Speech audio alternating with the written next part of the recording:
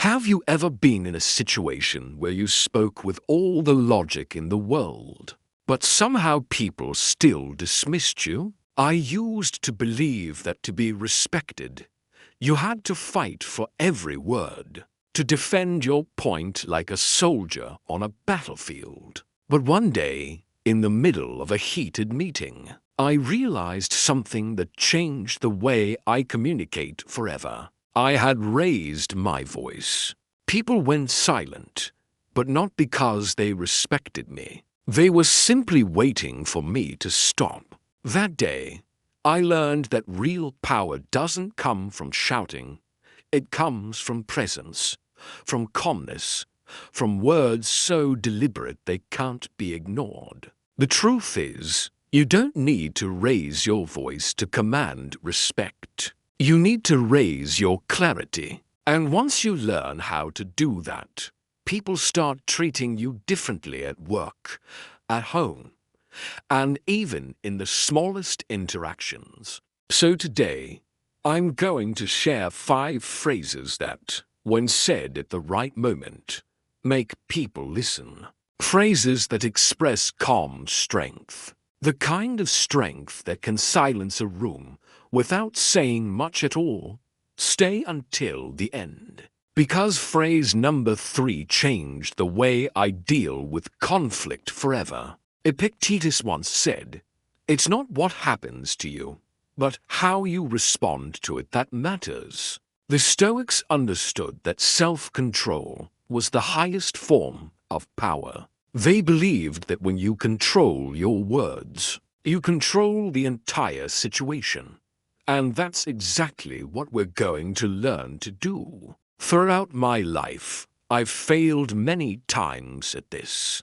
I've lost my temper, spoken too soon, and regretted my words. But over time, I began to see a pattern. Every time I spoke from emotion, I lost respect. Every time I spoke from reason, I gained it. The difference between those 2 moments was just a few seconds, the pause before I spoke. And in that pause lies the essence of Stoic wisdom. Let's begin with the first phrase. Phrase 1.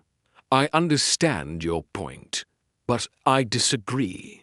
I remember the first time I used this. I was working with someone who loved to dominate every discussion. In the past, I would have argued, defended myself, and left the conversation exhausted. But that day, something in me shifted. I listened quietly, took a breath, and said, "I understand your point, but I disagree." The room went quiet, not because I'd proven anything, but because I'd shown control. This phrase tells the other person, I'm listening, I'm calm, but I won't be moved by pressure. In Stoic philosophy, this is known as separating judgment from emotion. You don't react, you respond. You don't try to win, you stand your ground. You don't need to justify yourself endlessly. By simply acknowledging their point, you remove their need to keep convincing you. And by calmly stating your disagreement, you affirm your independence. It's a phrase that sounds gentle, but feels unshakable. The first time you use it, you'll sense a shift. People will pause and start weighing their words around you. Phrase 2. I don't find that appropriate. This one came to me after a personal failure. I once stayed silent when someone made an offensive comment toward a colleague. I didn't want to cause trouble, but silence, I realized, often sounds like agreement. Later, when I reflected on it, I felt ashamed not of what they said, but of what I didn't say. From that day on, I made a promise to myself. I would always protect my dignity and the dignity of others, but with serenity. So the next time I found myself in a similar situation, I calmly said, I don't find that appropriate. Nothing more. No lecture, no anger, just calm conviction. And that was enough. The person immediately stepped back. Seneca once said, "He who respects himself will be respected by others." That's exactly what this phrase does. It draws an invisible line. You don't need to explain why you're uncomfortable. You simply state your standard. When spoken firmly, this phrase makes people reconsider their tone, their jokes, even their attitude, because they sense they've crossed a line with someone who knows their own worth. Phrase 3. Let's talk when we can do so respectfully.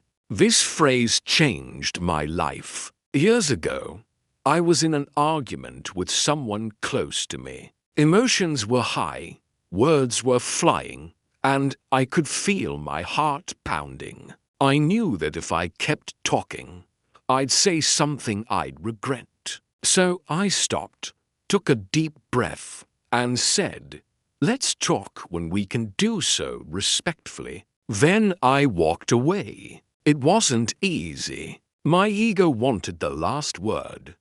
But that moment of silence became one of the most powerful in my life. Because for the first time, I realized that walking away is not weakness. It's wisdom.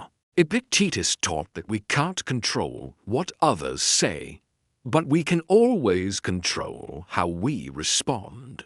When you use this phrase, you're not running from the conflict, you're mastering it. You're setting the rules for when and how communication happens. This phrase disarms aggressiveness instantly. It shifts the focus from the argument to the behavior, and that's why it's so powerful. It shows that respect is the condition for any conversation with you. The first time I said it, the other person looked at me with surprise. Later, they came back calmer, ready to talk. That's when I understood. When you lead with respect, people eventually mirror it. Phrase 4. I'd prefer not to continue this conversation.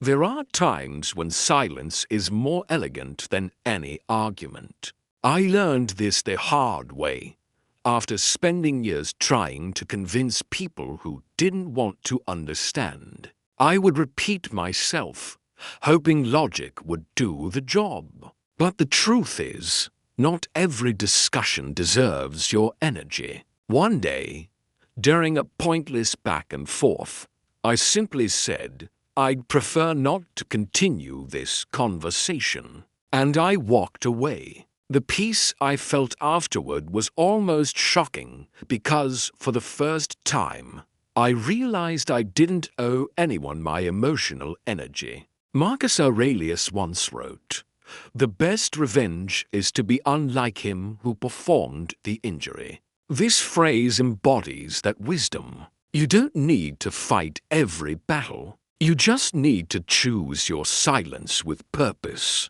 When you say this, you're not rejecting the person, you're rejecting the chaos. And that distinction makes you powerful. It's a reminder that protecting your peace doesn't make you cold. It makes you clear. The moment you master this phrase, people start treating your time and presence with new respect, because they sense that your attention is something they have to earn. Phrase 5.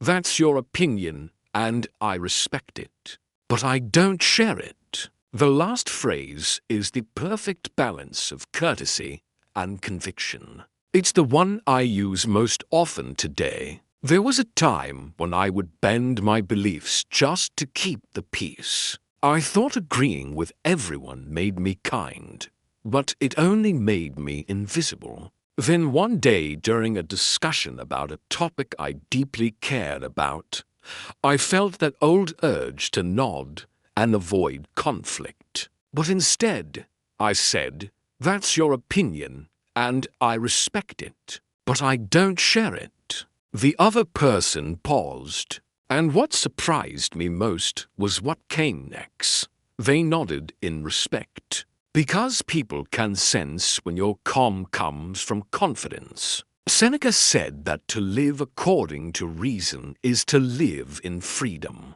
This phrase is freedom in words. It allows you to remain polite while keeping your integrity intact. You acknowledge the other's view, that's empathy, but you affirm your own truth, that's strength. And that balance is what earns you genuine respect. When you use this phrase, you no longer fear disagreement. You see it for what it really is, a sign that you think independently. Now you know the 5 phrases that command respect without shouting. I understand your point, but I disagree. I don't find that appropriate. Let's talk when we can do so respectfully. I'd prefer not to continue this conversation. And that's your opinion, and I respect it. But I don't share it. Each of these sentences is a reflection of something deeper. Self-mastery. They don't just change how people see you.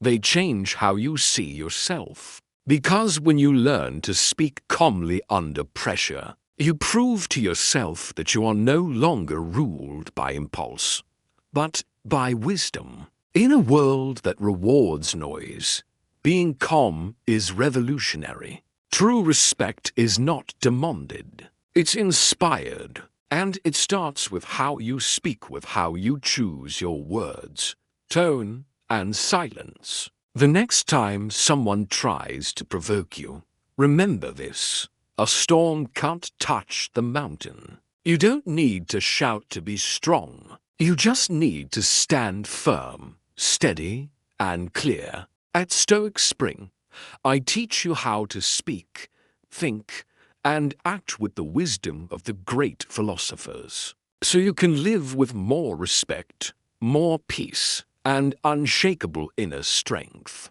Subscribe now and start your journey toward calm authority. And tell me in the comments, which of these 5 phrases are you going to use first? I'll be reading every answer.